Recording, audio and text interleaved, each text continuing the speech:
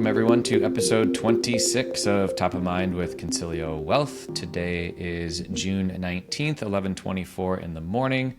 It is Monday. The markets are closed today for Juneteenth holiday.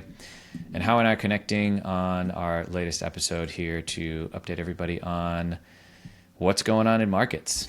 For those of you tuning in to YouTube, Hao brought the collar today, and I did not. I brought the Patagonia, so I appreciate you bringing.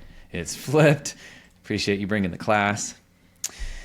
On today's episode, we are talking about. There's some conflicting stories in the media right now about money coming into the markets, money going out of the markets, buying and selling pressure. We thought we would just bring some data to that. We're going to talk about tax run. There's basically 7 stocks that have launched this market into a bull market and into a pretty strong rally here this year. The S&P and the NASDAQ are both officially in a bull market as of last week. And we've got some interesting stuff to break down there. Oh, the recession. That just doesn't seem to happen. So we'll just touch on companies, how companies are feeling, how people are feeling. There's some new news there. And finally, inflation continues to improve. Lowest expectations in 2 years. There's some data there on food and egg prices that have come down. How we have an ambitious agenda for today. Geez, let's start at the top. What's going on with markets in terms of the stories that are in the media on markets? Your money's flowing into the market, money's coming out of the market. What's going on there? Yeah, well, on our little agenda, we have 2 competing stories from, I guess, reputable sources, CNN and Bloomberg, each reporting something that's saying something different from the same story, if that sentence made sense. So let's go. I believe CNN was first with the Bank of America report saying private wealth clients have been selling stocks all year. And their Bank of America is noting that as retail capitulation, meaning retail investors are just throwing up their hands and going to cash. They are tired of the volatility of the stock market, which I think is weird because I can't think of a better 6-month run in a long time.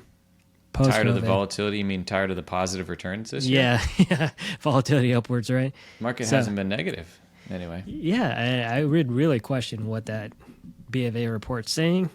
But they have an insight of what their Merrill. So Bank of America is a Merrill Lynch, I guess, owner. Mm-hmm.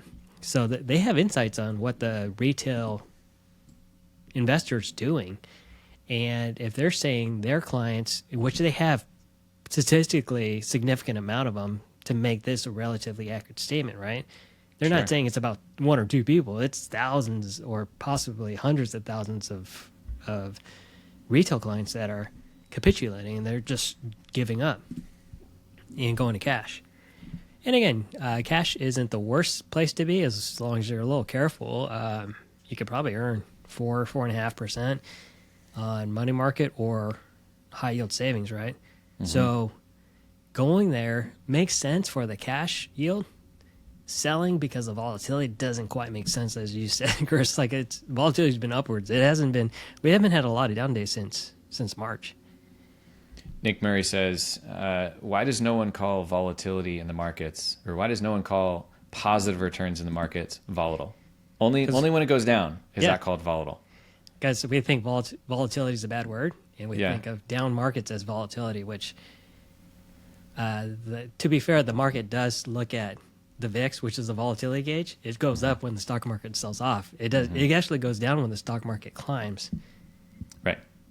And it's kind of a weird dichotomy. But yeah, volatility is upwards volatility as well, and we're downward bias, right? We always remember the negative side of things. Very true. Yep. So the next story is Bloomberg saying the same thing, or making a commentary on what the client base is doing, this time from TD, and they're saying retail money is rushing in to buy specific names like regional banks and other dips. So they're saying the meme trade is back and people are rushing in to invest, which TD has millions of clients. Their data does most likely does support what they're saying, but we're getting a lot of different actors, I guess, acting in different ways. And again, the retail is kind of a bad word to lump lots of people together, right? I know lots of very smart retail traders. I know a lot of dumb retail traders, to be fair, but you could say that about the smart money too. I know a lot of smart money and a lot of dumb smart money out there. The average hedge fund doesn't return, so yeah, and they don't last very long, right? And they don't last very long. Yeah, the ones that don't return, they close and open up a new one, so they have a fresh track record. Yeah. So basically, the rally is driven by, a few names, as Chris and I pointed out several weeks ago. But here we're getting people doing different things because they're probably playing a different game. So Bank of America did highlight their article and saying that it was the high net worth clients that were pulling money out, and TD didn't differentiate what type of clients were putting money into the struggling banks. And I think if you've listened to us consistently, we've been saying deposits have been continually coming out of the regional banks. Yeah. It's slowed, but it's still coming out. So how do you survive that as a bank? How do you survive heightened regulation? As I'm sure post First Republic, you're going to see a lot more regulation on how they handle their asset side. Interesting. I wonder if that TD study encompasses all of Schwab as well. For those that aren't familiar, TD and Schwab merged to create a company that is not officially dubbed as Schwabatrade, but sometimes people call it Schwabatrade. I kind of do sometimes. So Schwabatrade is now a huge company, and that's not the real name, but it's just kind of funny, I guess. We're going to make such a thing, right? Yeah, we're going to make such a thing. So anyway, I wonder if that study is everyone there or just people still on the TD platform, which again is still a lot before the cutover, but I'm just curious on that data set that they're using. I would assume they're relatively similar because Schwab, TD, even Fidelity have a direct direct discretion from the trader, right? Yeah. Whereas unless you're with Merrill Edge, but again, most of the money's with Merrill Lynch proper, and you're most likely dealing with advisor there or someone who calls themselves an advisor and does the trading for you. So I think that's where the difference there is. Retail investors are winning. To be clear, they've probably driven this rally at this point, but I use air quotes, and the smart money has been shifting towards cash really all year. And if you're working with an advisor, that advisor thinks they could beat the market, they're most likely pushing their clients towards cash. If I'm just painting with a really broad stroke here. To be clear, that's not us. We don't recommend our clients go to cash. We recommend that they stay invested. We are buy and hold investors. We are financial planners at heart. So we don't believe in market timing. Yeah. That's not our game to lose there. So interesting. So then this is a classic example of two different media posts, pretty much opposing viewpoints. But then you seem to be able to get some data that says money's flowing in or out of the market. What do you look at, and how is that, where does that data come from? So, a lot of the data is reported through multiple sites. Refinitiv is one of the biggest ones, but what I think the biggest sign, I guess, is when we see an increase in money markets, because a lot of the brokerage accounts will have a sweep functionality. When you go to cash, that cash is in your account for a day or two, and then it's what's called swept over to the money market fund. That's where you get your bigger yields. We've seen money market growth outpace the withdrawals of regional banks or banks in general. So unless that bank withdrawal finds exponential growth that's been off the books, that money market growth has to come from brokerage. How do you generate cash in brokerage, right? Well, you do it by selling your stocks and bonds. Right. And that's how we make certain logical assumptions. Again, it's not going to be 100% perfect where you're going to say, oh, exactly $2 billion came from investment accounts, right? Mm-hmm. You got to look at the flows from coming away from certain institutions. And if it's all internalized, that means it's all transaction based, which means selling is occurring. Mm-hmm. Mm-hmm. So if we see on the flip side, the money markets shrink, but no new deposits have been added, that means people are buying stocks and bonds and using the money and deploying the cash. Makes sense. Okay. Yeah. Yeah. And a lot of that we can pull in through Y charts, right? That's like Oh yeah. Yeah. Really dependable mm-hmm. data. That's it's public information. You just got to know where to look. Exactly. Yeah. Okay. Let's shift over to tech's run. So there has been predominantly 7 stocks that have run like crazy this year. The NASDAQ hit bull market a couple of months ago, which a bull market is defined as a 20% increase off of a prior high. A prior low. The S&P just hit that this last week. So our sort of question here, maybe my question to you is it sustainable? I think we mentioned the rally, gosh, when was it? February, before all the bank drama occurred. Yeah. And we questioned whether you should care or not, right? Especially for long-term investors, like, hey, this is nice to see bloated statements. It really is. But if you aren't selling, or if you're decades away from your timeline, movements like this probably won't matter. Mm-hmm. For commentary's sake, is it a bubble? I don't know. I think it really is AI driven. A lot of companies have mentioned AI. Even Kroger, the grocery chain, has mentioned AI twice during the earnings call, which I think is showing shades of when crypto was at its highs. People unrelated to the crypto industry suddenly started renaming some of their stuff crypto this or Bitcoin that, and they saw positive response from it. So is it their fault to try to boost their stock shares by insinuating that they're related to something when they're really not, right? Kroger, I can't imagine them using AI too much above and beyond what they already are using. I can imagine a grocery store using like an AI system to fix their supply chain, which I think they're already using. It's not like they're developing a brand new technology there. They're just labeling AI. There's 2 emails that I got recently. I commented on this in another podcast here. This is May 26th. And it says the highest number of S&P 500 companies citing AI on Q1 earnings calls in over 10 years. And then on Monday, June 12th, so more recently, the lowest number of S&P 500 companies are citing ESG. Remember when that was the thing? Yes. ESG was a big thing that executives were saying on their earnings calls. And, we are ESG. We have mandates. We have this. And then now that's sort of faded by the wayside. It doesn't mean it's not important. It's just not highlighted now on these earnings calls. And now AI is the only thing that companies are mentioning. And you'll see this mentioned 10, 20, I think the high was like 80 times on an earnings call. Yeah.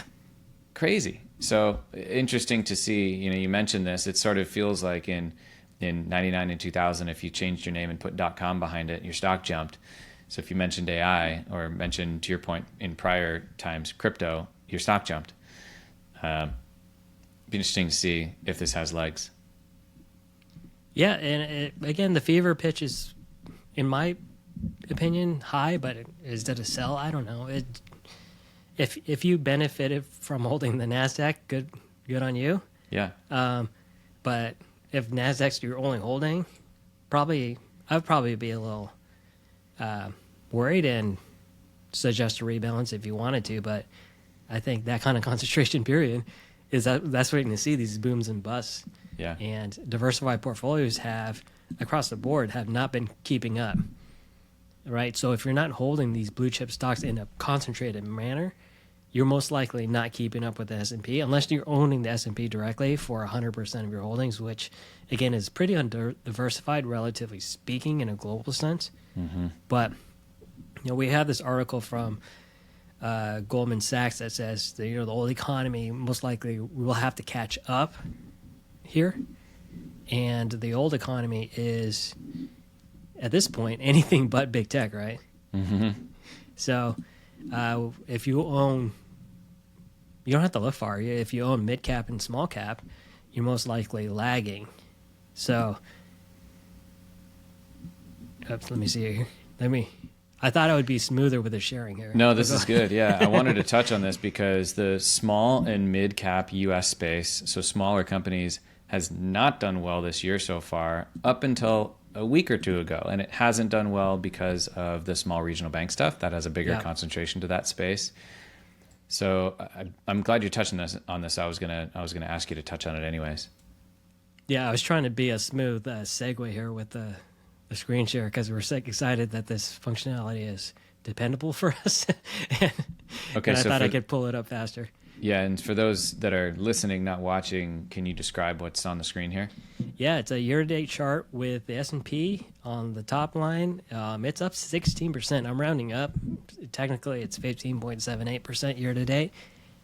And the Vanguard Midcap and the Russell 2000 are lagging notably. They're positive. They're up 7%, 7.2%, and 7.3% respectively. For context there, the Russell 2000 is the 2,000 smallest stocks in the U.S. Smallest publicly traded stocks. And then midcap is anything, I believe, over 5 billion.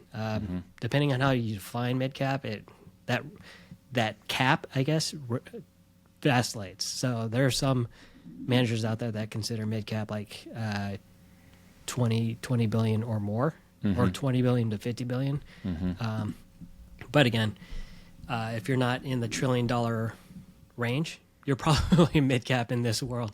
So you could see the big divergence between the S&P. It's up 16%, which is an incredible run. The NASDAQ, as Chris mentioned, is up even further than that because the NASDAQ has a higher concentration of big tech.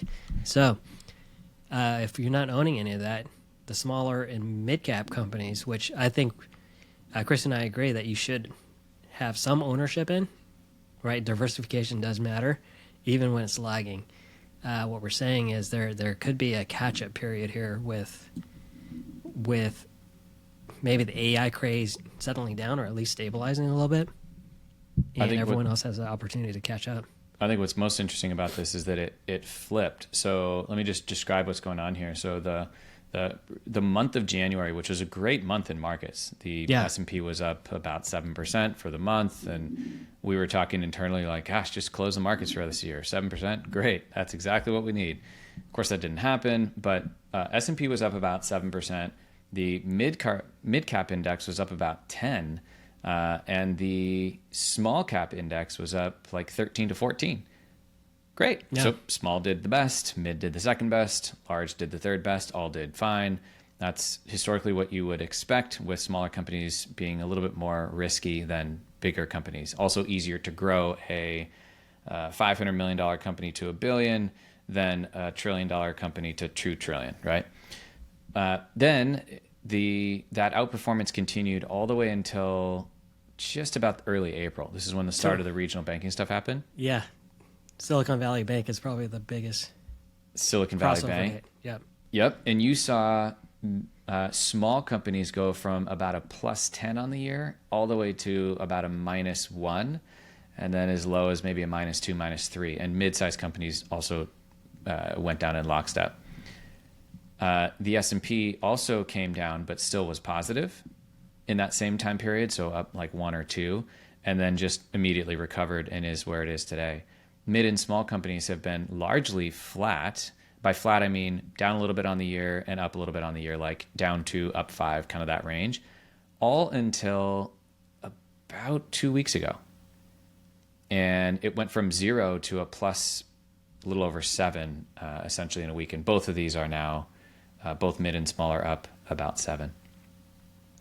Yeah, and trying to catch that upswing there where it starts to close the gap on the S&P, and that date where Chris mentioned in early June there, I think that's one, we didn't get any news that says go ahead and buy small caps, right? We've Regional always banks been are fine. Buy small caps. We've always been saying that, and I think that's where it makes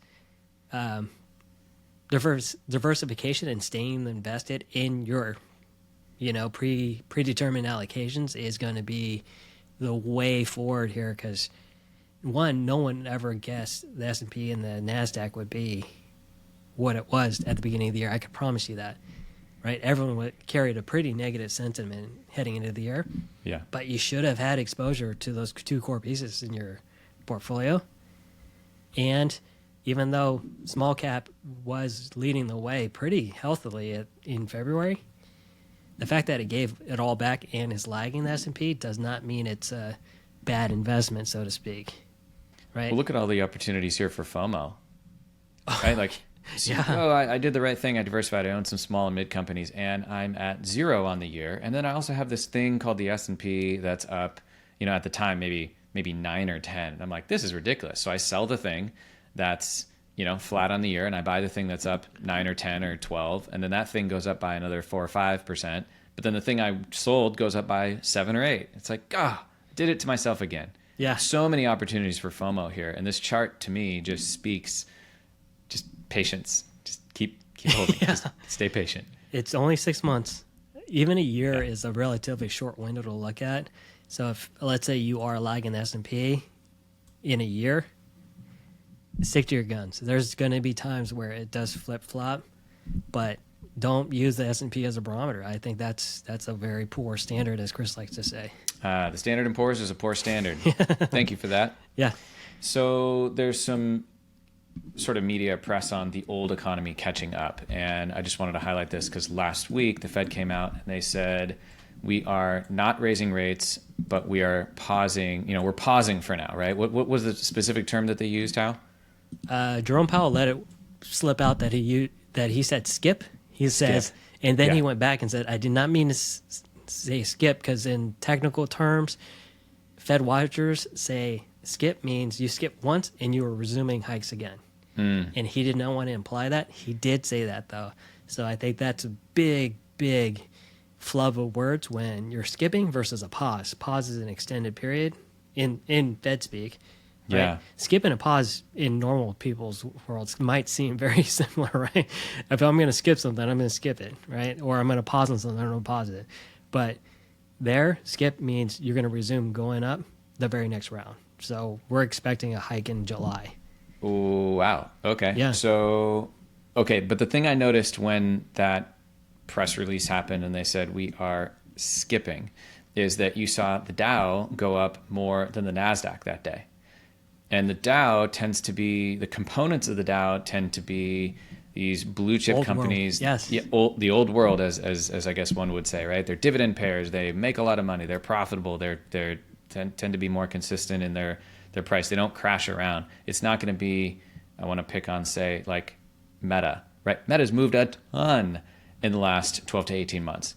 Down 70%, up another 100%. I mean, crazy, right? You generally won't see a component of the Dow do that. Versus NASDAQ, you're going to get these big ups and downs. So what I noticed on that day was when the Fed came out and they said skip and maybe more to come, I think we're reading between the lines, Dow companies went up and NASDAQ companies sort of gave a little bit back. Is that the old world, or the 493 companies in the S&P that haven't done much all year finally starting to come back? It could be, and it could be the narrative that we've been pushing, admittedly, that when rates are higher, growthy companies that don't pay profits immediately are suddenly more expensive to own, right? Because the alternative is holding 5% in your savings account without taking any risk.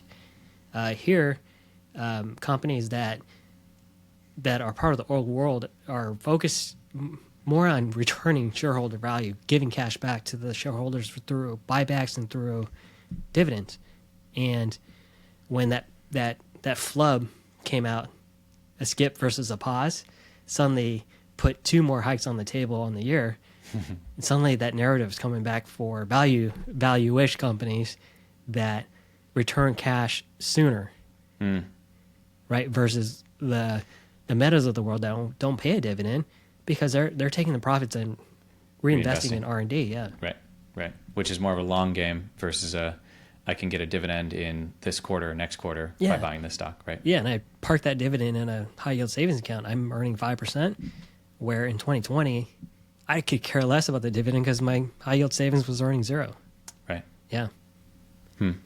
Okay, so recession, the dreaded R word. How are companies behaving with this? Just what's your thought? What are you seeing in the news with kind of CEO confidence and consumer confidence with regards to the who knows when recession?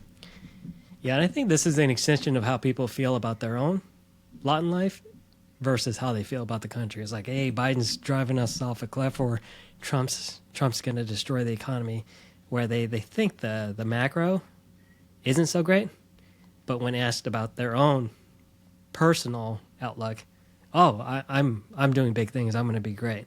I think we could extend that to companies individually as well, where you look at Restoration Hardware, with the really fancy store that sells restorative hardware, I guess, but no, really just furniture and high-end decorative furniture stuff, right? The CEO has a lot of things to say about how bad the economy is, but it has a lot of good things to say how people are spending money on high-priced home goods. So I think that I'm just using an example. I think we're seeing that with a lot of CEOs, where they're saying their industry is going to suffer, or the nation's going to start slowing down on spending. But you had CEOs of Lowe's and Home Depot come out and say, well, our company's going to be doing just fine. So they had this weird split about how the big slowdown's coming, but they're going to be somehow immune to it. What about this point you have here on companies are hoarding labor? What does that mean? So labor hoarding, I think that's what we're seeing with the unemployment rate at 3.7 now.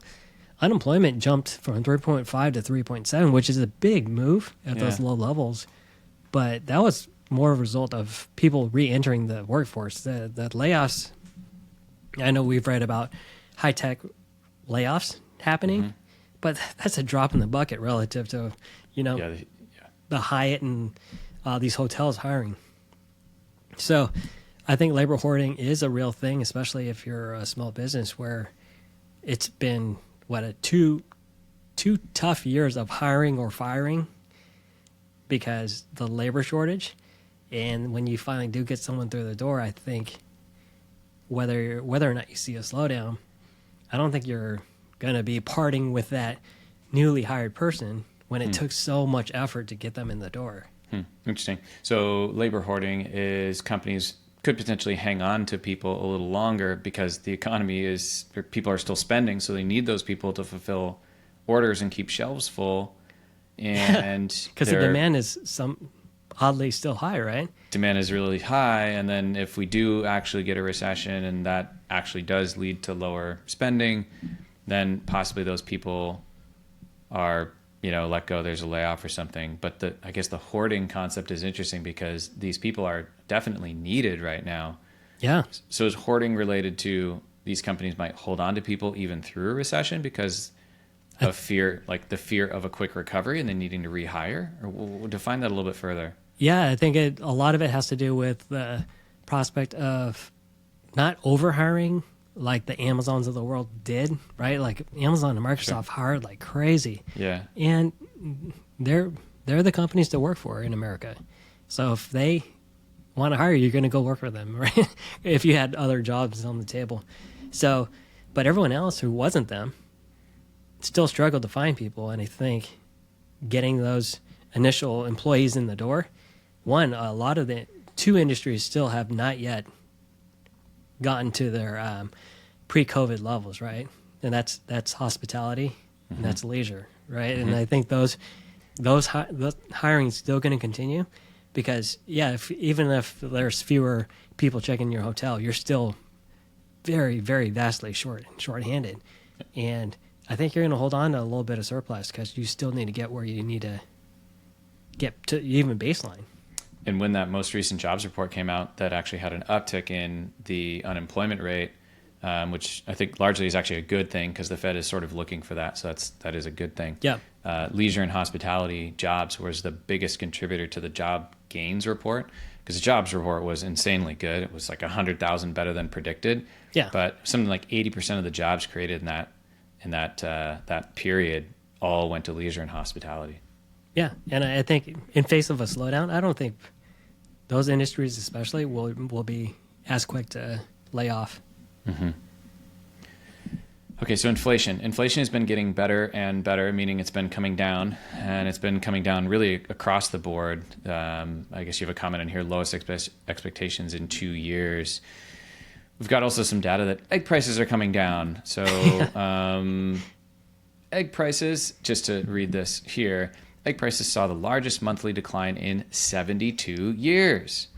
Month-over-month decline of 13.8%. It's the largest drop since January of 1951. Average cost of a dozen large grade A eggs was $2.66 compared to a whopping $4.82 back only in January of this year. Are you noticing that? Are eggs coming down for you? So that price difference you mentioned would have saved you $2.16. It's a lot. And if you By bought percentage. depending on how many eggs you bought, right? So if you went grocery shopping every 2 weeks, I'm going to be fair and say every week. So 4 times, you saved $8.64 a month. I get 2 gallons of gas out of that.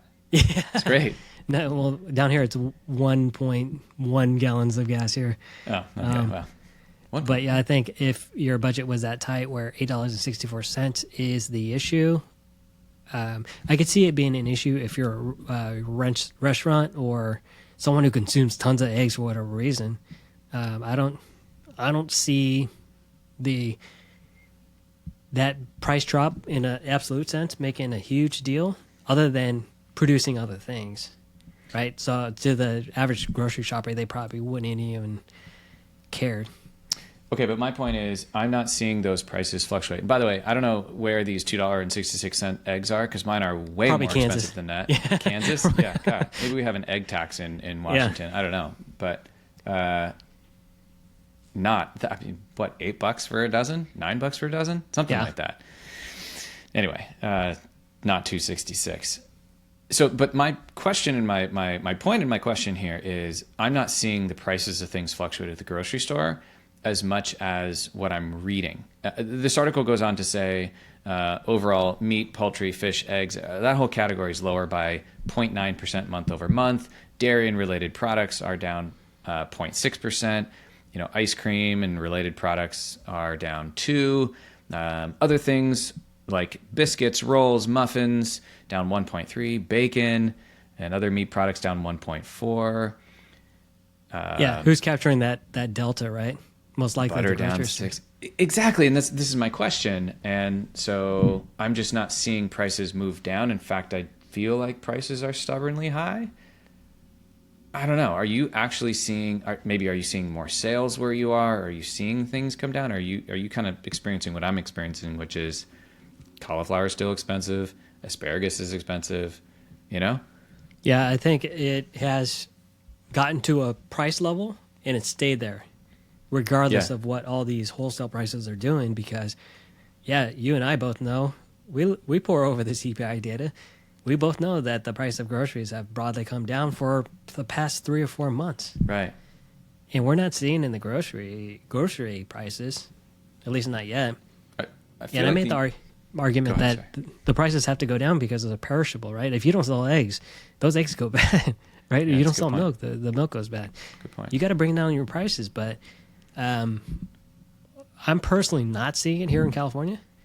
It's probably because there's just so much demand still that regardless of egg prices, right, are people who shop weekly for eggs willing to pay $8.64 more for each dozen of eggs for their 4 purchases, right? Yeah. And in California, would that impact them? Yeah, for sure. If you buy that much eggs, you probably should be substituting, which both Target and Walmart have been saying that's been the case. A lot of people buy more of the white label stuff.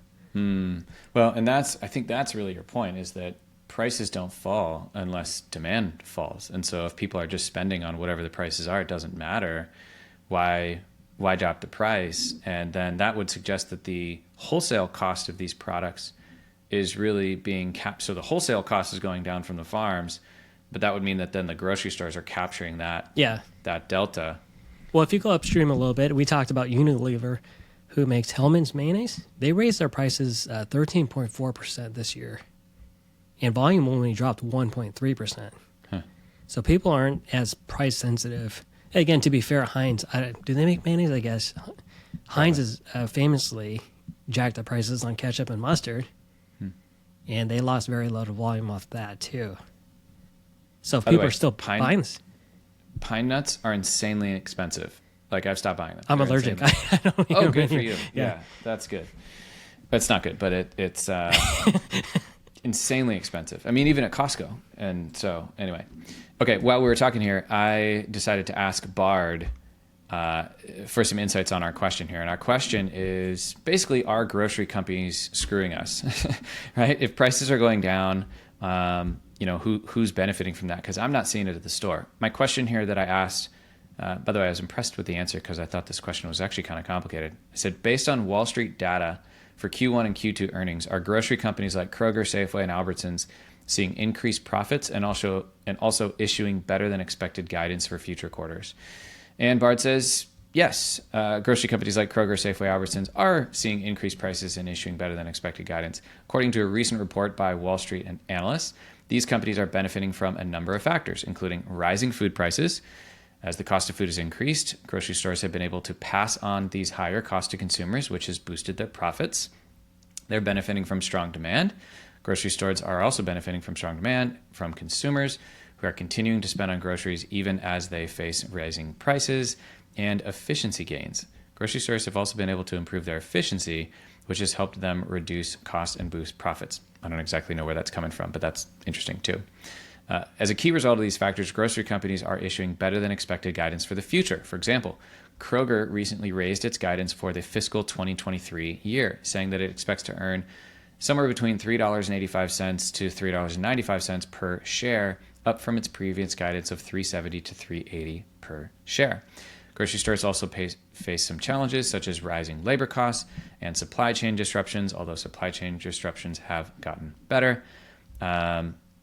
It says above, I asked it a different question. It says that the average grocery store worker has seen an hourly wage increase of 7.4% in 2022, which is a lot. Yeah.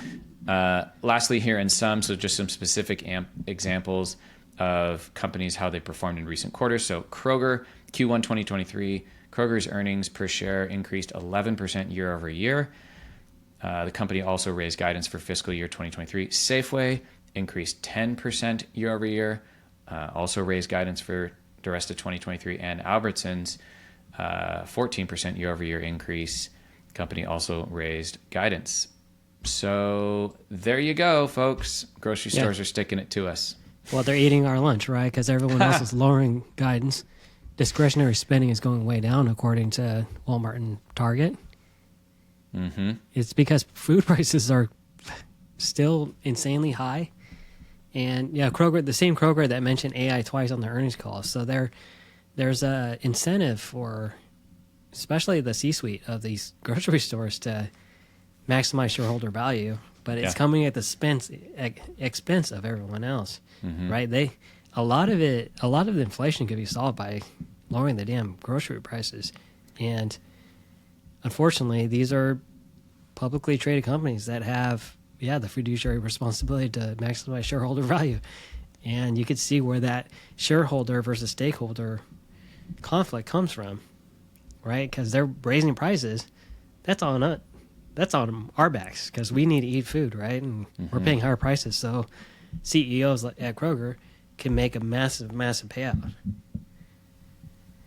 I think it's so Target's also reporting the same thing, and Target has multiple different business lines, kind of like walking to a Fred Meyer. They sell everything, but Target does break out grocery and other things, and they've also commented on the same thing. So it seems as if grocery stores are keeping prices high.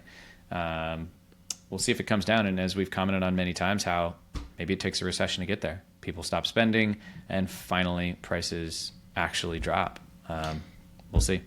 Yeah, and again, the silver lining is the workers earning a 7.4% raise.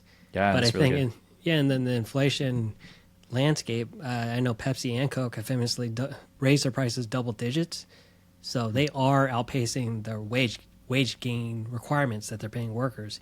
So, Right. So we're getting it not only from the grocery stores, but as with the Unilever example with Hellman's. Hellman's mayonnaise. I've never heard of them, but apparently they're fancy enough or popular enough to raise prices by 13.1% and still maintain a relatively level volume. That's a lot. I mean, that's like probably a full $1 on whatever a jar that is. That's a lot. Yeah. Multiply by millions, right?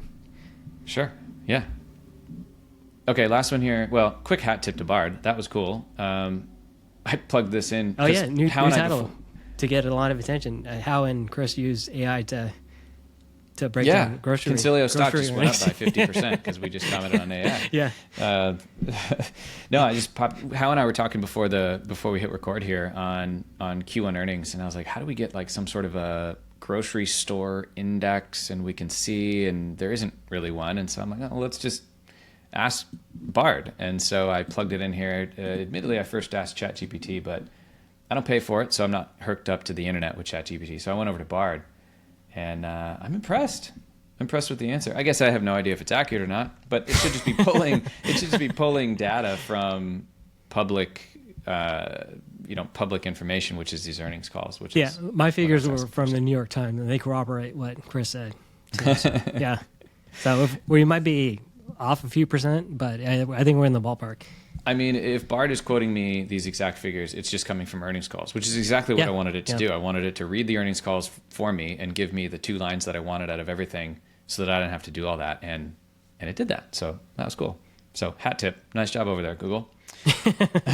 Okay, last one here, super quick. Home builder sentiment is at a 1-year high. Across the 50 mark. Anything above 50 means positive sentiment. Anything below 50 means slightly negative.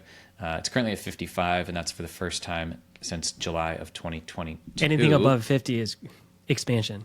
So 55 is super healthy. Yeah. Wow. Yeah. So a couple comments that were interesting here on this article. This came out today because the home builder sentiment was released today, even though the markets are closed. Foot traffic is high. So for new developments, there's a lot of people walking through, a lot of interest. They said that started recovering January of 2023 and has only just gotten better. All home builders are commenting on how supply chains have eased, so that has helped them deliver product sooner, faster, and at lower cost. The price of lumber is no longer ridiculous. They also said that financing is harder to get. So for some of their projects, financing or closing to do these builds is more difficult.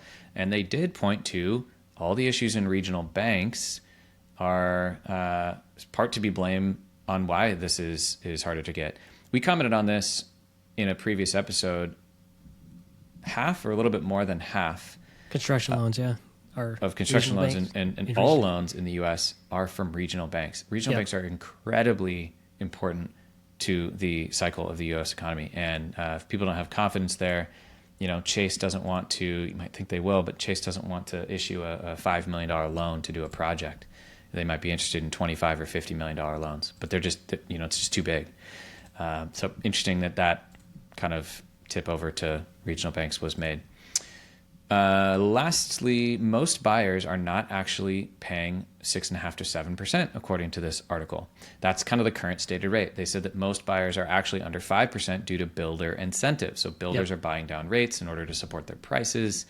So if I'm selling a house for $950, I'm going to kick in whatever, $15,000, $10,000, $7,000, whatever it is to buy the rate down so that I can still sell the house at $950 rather than sell the house at $940 and give a consumer a stated rate. And actually, it's better for the consumer because the consumer paying a sub 5% rate for, say, 30 years, which is typically people buy a 30-year fixed mortgage, that's a better deal relative to just simply having the house for 10 grand less. They also went on to say that 90% of outstanding mortgages are under 5%. It's pretty much everyone. And the problem is that is what's contributing to the positive sentiment in home builders. Did I say home buyers at the beginning? Home builder sentiment. I think you said builders. Yeah. All right, good. Yeah. I hope you did. Checking myself here. That's partially why home builders are so confident, because they know that a lot of people aren't selling their existing homes. So many of the new homes hitting the market are the only homes hitting the market, which is what's pushing prices up and why their sentiment is so high. So anyway, just an interesting sort of synopsis on what's going on in building and the real estate market, even in the face of quite high interest rates relative to where they were. I think existing home prices have come down slightly. But Yeah. I think if you're listing your home, you most likely would get multiple bidders if you were listing. Even because if I were selling my home, I wouldn't be able to buy down points for the buyer, or I probably wouldn't want to do that in terms of financing. But I would probably still have multiple bidders. So I think it still is a very relatively strong seller's market out there. I've heard that bidding wars are back, and so we'll see. I'm just impressed. I'm impressed that with higher rates, but again, maybe there's something in those contracts that says I'll pay you this much money, but the seller says they're going to issue a $10,000 seller credit to buy down your rate or something. I don't know. Not on the inside there. No, and again the Fed's goal is to slow down prices. I don't know if this really helps, because anytime people move in a new house, it's going to get filled with brand new furnishings, right? And does that re-spark inflation? I don't think so, because I think I said it was a supply chain issue or supply-driven issue. I think that's the case. Anyone who wants a couch doesn't need to wait 8 months for it anymore, right? In fact, I can confirm that. We're looking for a couple of pieces of furniture, so yes, I'm contributing to inflation. Sorry. Haven't bought yet, though, but we're on a handful of sites last night, Crate and Barrel, Pottery Barn, etc. And many things were saying they could ship like next week or into July, early July, whereas not that many months ago, it was 12-week wait at minimum to get anything, even a rug. It's like, where is this rug? Do you need to hand spin it to send it to me? So I think a lot of that supply chain stuff has much improved. Yeah, and I think that's what we've been saying since we first started the pod, right, a year ago. That is supply driven, and I think we're seeing the loosening of it, but no one notices or cares, like egg prices. But we are seeing a huge improvement outside of cars too. Car dealers could probably live in their own universe for a little bit, but goods are generally down. Like if you're in the market for a TV, it's most likely the best time in the last 2-3 years, probably. Mm-hmm. For the record, I do care about egg prices. I eat a lot of eggs here. We should buy some chickens. We've been talking about that. We want to get some chickens, but we just think that'd be fun, actually. But egg prices are crazy. So anyway, I'll report back when they actually go down. Yeah. Which will probably be... Yeah, right to Kroger. Or whoever your grocery Send a store letter. magnet Send a is. letter. Yeah. All right. Thanks, Hal. Talk to everyone soon. See you, Chris.